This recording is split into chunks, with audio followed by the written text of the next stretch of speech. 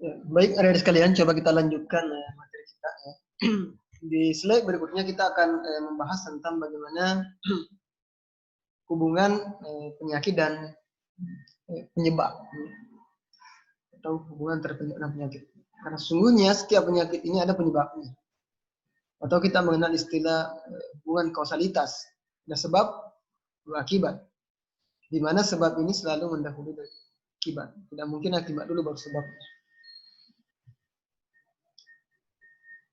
Dalam epidemiologi ada sekalian, penyebab penyakit perlu diketahui dengan maksud untuk mengetahui proses terjadinya penyakit.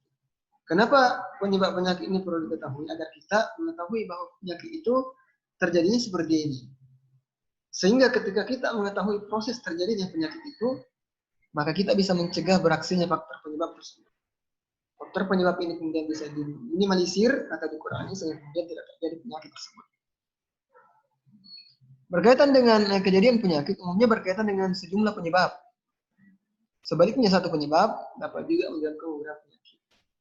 Jadi ada satu penyakit, itu banyak penyebabnya, tidak hanya satu, banyak penyebabnya.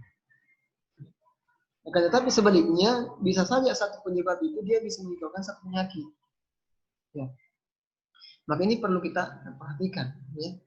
Karena misalnya kalau kita berpikir penyakit diare, penyakit umum yang mengenai masyarakat kita. Penyakit diare ini kan penyebabnya apa? Banyak kan mungkin. Penyebabnya mungkin karena bakteri, E. coli. Yang lain pengaruh variasi makanan. Ya. Banyak jenis makanan yang dia makan sehingga akan dia mencet. Itu memang karena virus.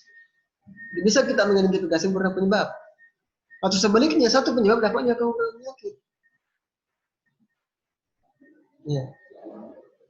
Misalnya pola makan yang salah. Pola makan yang salah misalnya bisa menyebabkan gastritis, mungkin bisa menyebabkan diabetes, obesitas, dan lain-lain. Ya. Itu perlunya kita bisa menganalisis banyak penyebab. Sehingga kita bisa mengidentifikasi penyebab sehubungan dengan penyakitnya tersebut.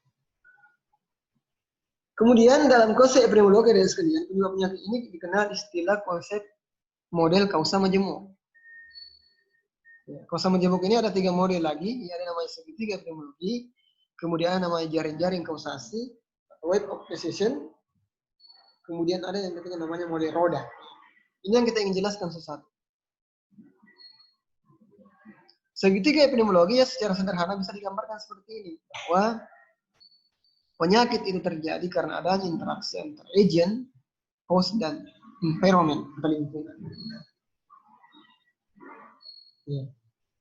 Kita tahu bahwa host ini adalah faktor yang penting dalam kejadian penyakit.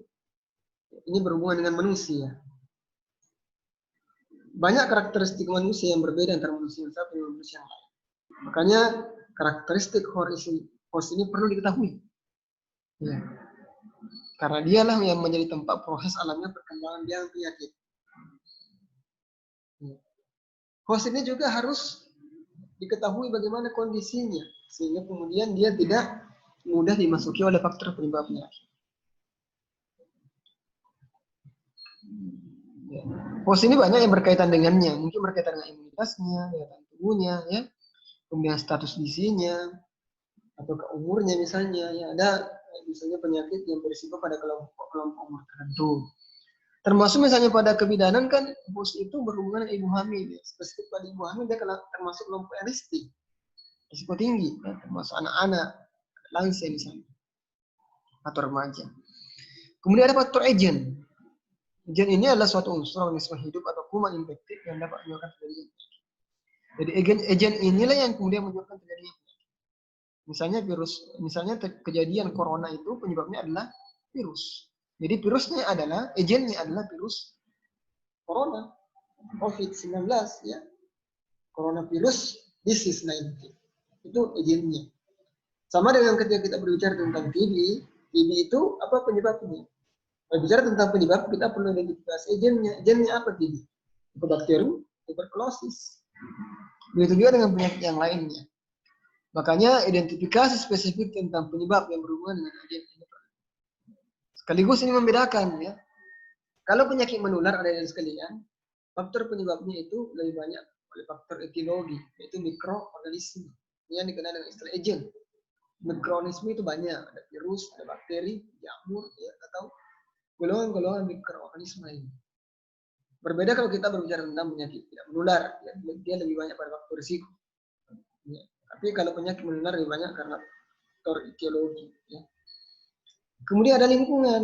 Ya. Lingkungan ini adalah semua faktor di luar di suatu individu yang dapat berupa lingkungan fisik, biologi, atau sosial. Ya, lingkungan ini terkadang mendukung, ya, mempengaruhi hostnya sehingga dia mudah dimasuki agen, atau ke lingkungan ini juga mempengaruhi agennya sehingga agennya ini berubah semakin kuat, ya, bermutasi sehingga kemudian agen ini semakin mudah masuk ke hostnya. Maka dari itu kriteria komponen ini perlu dibahas, ya, agar bisa kita lihat titik lemahnya di mana, apakah di agennya, hostnya, atau kemudian kita bisa merumuskan intervensi yang tepat untuk setiap komponen ini. Kemudian ada jaring kausasi atau web of causation. Ini satu penyebab melahirkan satu efek. Satu penyebab melahirkan satu akibat. Satu penyebab, banyak penyebab penyakit menyebabkan satu penyakit. Misalnya. Jadi tentang diabetes itu kan banyak penyebabnya. Mungkin pola makan, istirahat, ya, kemudian keturunan dan lain sebagainya.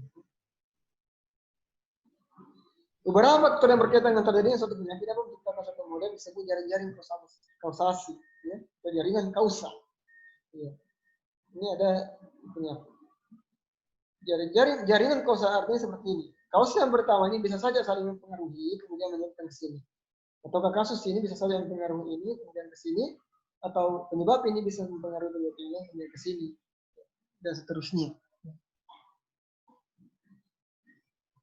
Karena terbentuknya seperti jaringan sarang laba-laba, ya, pernah lihat sarang laba-laba, ya, yang begitu kompleks sebenarnya, maka disebut sebagai suatu jaringan kausal atau sarang laba-laba.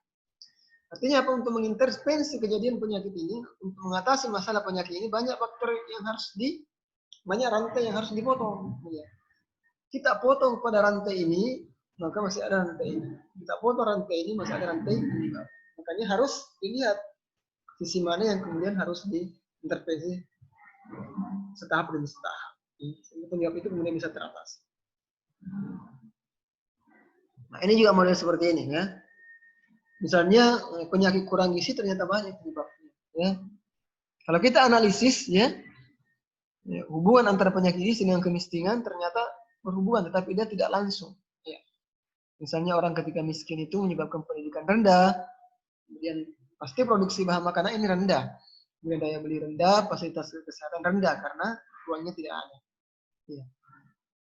Ketika pendidikan rendah, ya, maka tentu pengetahuan gizinya juga menjadi rendah. Kemudian konsumsi makanan ini tidak memadai, kemudian juga akan kurang gizi. Atau karena dia miskin, maka dia tidak bisa memproduksi bahan makanan, tidak bisa menghasilkan bahan makanan yang baik, sehingga otomatis konsumsi makanannya tidak memadai. Dia juga bisa kurang gizi. Dia bisa lewat rantai sini atau masuk di rantai sini.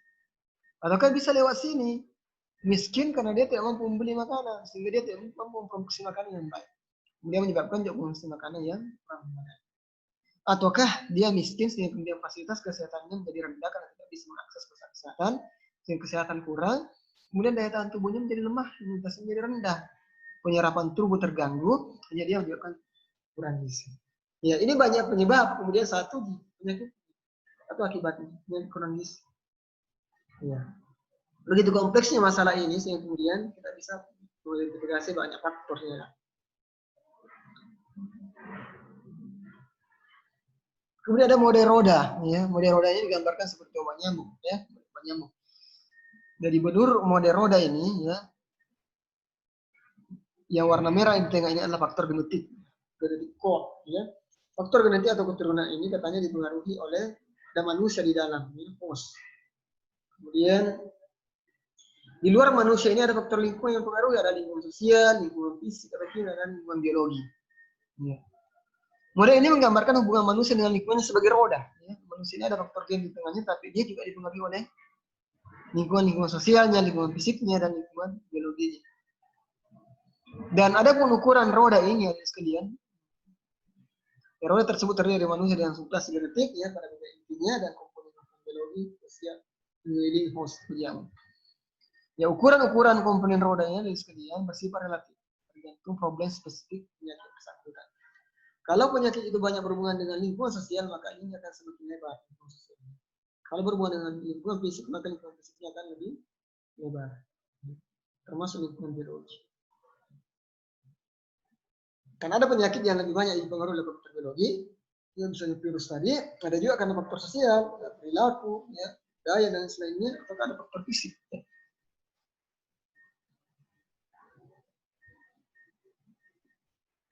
Ya, sebentar kita akan masuk di konsep ini, konsep keterpaparan dan kerentanan. Mungkin kita cukupkan di sesi ini. Sekian, assalamualaikum warahmatullahi wabarakatuh.